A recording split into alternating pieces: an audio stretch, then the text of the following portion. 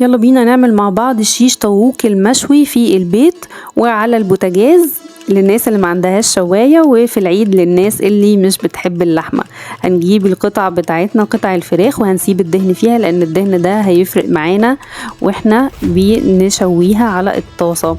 هنقطعها طبعا قطع كده صغيرة زي مكعبات بالشكل اللي انتوا شايفينه ده، وبعدين هنبدأ نتبل علشان احنا لسه هنسيبها في التلاجة. هنجيب الليمون ونرشه على القطع بتاعتنا، ونجيب ملح وبقية المكونات بتاعتنا، كمون وبابريكا وشطة، وهنكتب لكم المكونات بالتفصيل في الديسكريبشن.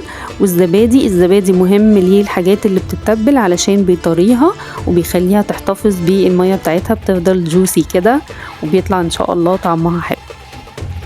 هنضيف بقى بعد كده صلصة وزيت الزيتون. زيت الزيتون برضو مهم جدا، بيدي طعم جميل جدا. وزي ما قلت لكم بفكركم انه المكونات هتبقى مكتوبة بالتفصيل في الديسكريبشن. نقلب بقى المكونات كلها كويس علشان تمتزج بالفراخ، ولو سمحتوا ما تنسوش تعملوا لنا سبسكرايب وتفعلوا خاصية الجرس. هنغطي العلبة وهنسيبها في التلاجة حوالي ساعتين، ساعتين او 3 لو عايزين تبيتوها ليلة براحتكم برضو. نبدأ بقى نجيب السياخ. احنا عندنا سياخ كبيرة وسياخ صغيرة، بنستخدم الموجود عندنا ونبدأ نحط فيهم الشيش طاووق واحدة واحدة. طبعا هتسألوني ما بتحطيش خضار مع شيش طاووق ليه؟ هقول لكم هتعرفوا قدام شوية. هنجيب بقى طاسة حديد الزهر بتاعتنا ونبدأ نحط السياخ عليها من فوق كده زي ما انتوا شايفين، مش هنحطها جوه، نحطها فوق لحد ما تبدأ كده تتسوى معانا واحدة واحدة.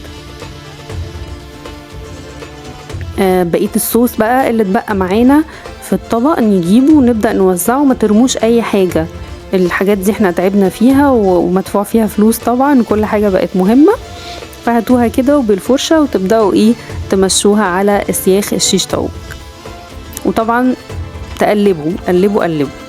هنجهز الخضروات اللي هتتحط معاها. هنقطع البصل الأحمر ونجيب الفلفل الحار ونحطه في الطاسة من تحت علشان يتشوى وينزل عليه الطعم بتاع الفراخ. هنعمل كده كمان مع الطماطم مهمة جدا، ومع البصل اللي احنا لسه مقطعينه.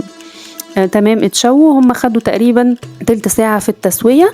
لو حسيتي ان انت عايزة تحمريهم شوية ابدأي نزليهم في الطاسة حمريهم، او لو عندك بلو تورش ممكن تديلها التحمير. واحنا اهو قدمناها مع العيش الصاج ورشين عليها رشة ليمون.